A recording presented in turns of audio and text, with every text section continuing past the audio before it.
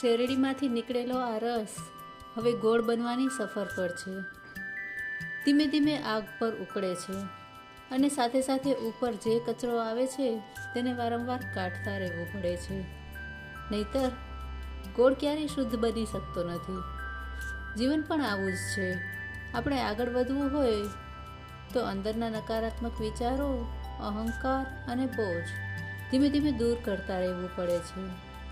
સમય સાથે અને સહનશીલતા સાથે આ રસ ગાઢ બનતો જાય છે અને એક દિવસ એ જ રસ મીઠો અને શુદ્ધ ગોળ બની જાય છે.